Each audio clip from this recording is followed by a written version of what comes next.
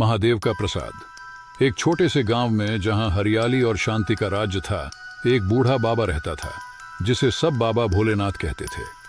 उनके बारे में कहा जाता था कि वह महादेव का रूप हैं, क्योंकि उनके पास एक अद्भुत शक्ति थी। वह जो भी खाना बनाते थे वह इतना स्वादिष्ट होता था कि उसे खाने वाला व्यक्ति अपने सारे दुख भूल जाता था। लेकिन बाबा भोलेनाथ कभी किसी को अपने खाने की विधि नहीं बताते थे। उनका कहना था कि यह खाना सिर्फ भगवान महादेव का प्रसाद है और इसे बनाने का राज्य सिर्फ उन्हीं के पास है। गांव में एक युवक रहता था जिसका नाम था अर्जुन। अर्जुन बहुत ही मेहनती और जिज्ञासु था, लेकिन उसके मन में हमेशा एक सवाल रहता था, क्या बाबा भोलेनाथ सच में महादेव का रूप हैं? क्या उनके खाने में कोई जादू है?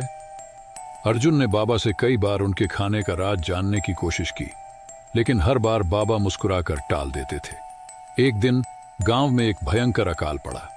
बारिश न होने के कारण फसलें सूख गईं और लोगों के पास खाने के लिए कुछ नहीं बचा। गांव वाले भूखे मरने लगे। अर्जुन ने बाबा भोलेनाथ से मदद मांगी, लेकिन बाबा ने कहा, अर्जुन, यह प्रकृति का नियम है, हमें इसका सामना करना होगा। अर्जुन को बाबा का जवाब निराशाजनक लगा। उसने सोचा, अगर बाबा सच में महादेव हैं तो वह गांव वालों की मदद क्यों नहीं कर रहे हैं? उसने बाबा के खाने का राज जानने का फैसला किया। एक रात अर्जुन चुपके से बाबा के आश्रम में घुस गया। वहां उसने देखा कि बाबा एक बड़े कड़ाही में कुछ बना रहे हैं। अर्जुन ने छिपकर देखा कि बाबा ने कड़ाही में सिर्फ पानी और कुछ जड़ी बूटियां डाली थीं, लेकिन जैसे ही उन्होंने कड़ाही को छुआ, वह पानी स्वादिष्ट खीर में बदल गया। अर्जुन हैरान रह गया। उसने सोचा, यह तो सच में जादू है। अगले दिन अर्जुन ने बाबा से पूछा, बाबा, आप यह जादू कैसे करते हैं? क्या आप सच में महादेव हैं?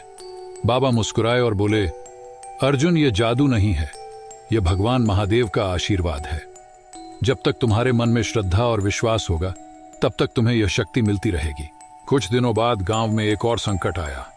एक बड़ा जंगली जानवर गांव में घुस आया और लोगों को डराने लगा। गांव वाले बाबा के पास मदद मांगने आए। बाबा ने कहा, मैं इस जानवर को शांत कर दूंगा, लेकिन इसके लिए तुम्हें मेरी एक शर्त माननी होगी। तुम्हें अपने मन से लालच और ईर्ष्या को निकालना होगा। गांव वालों ने बाबा की शर्त मान ली। बाबा ने जानवर के सामने एक कटोरा खीर रख दिया। जानवर ने खीर खाई और शांत हो गया। गांव वाले हैरान रह गए। उन्होंने बाबा से पूछा, बाबा, यह कैसे हुआ? बाबा ने कहा, यह खीर भगवान महादेव का प्रसाद है। इसमें वह शक्ति है जो हर दुख और डर को दूर कर सकती है। अर्जुन ने बाबा से कहा, बाबा, मैं आपके खाने का राज जानना चाहता हूं, क्या आप मुझे यह सिखाएंगे? बाबा ने मुस्कुराते हुए कहा, अर्जुन, यह राज सीखने के लिए तुम्हें अपने मन से लालच और संदेह को निकालना होगा। जब तक तुम्हारे मन में श्रद्धा और विश्वास होगा, तब तक तुम यह शक्ति पा सकते हो। अर्जुन ने बाबा की बात मान ली और उनके साथ रहकर खाना बनाना सीखने लगा। धीरे धीरे उसने भी वह शक्ति प्राप्त कर ली। गांव वालों ने अर्जुन को अर्जुन भोलेनाथ कहना शुरू कर दिया। यह कहानी हमें सिखाती है कि सच्चा स्वाद और सुख श्रद्धा, विश्वास और मेहनत में छुपा होता है। दोस्तों, यह कहानी हमें यह सीख देती है कि श्रद्धा, विश्वास और मेहनत में ही सच्चा सुख और सफलता छुपी होती है। बाबा भोलेनाथ की तरह हमें भी अपने काम में पूरी लगन और ईमानदारी से जुटना चाहिए।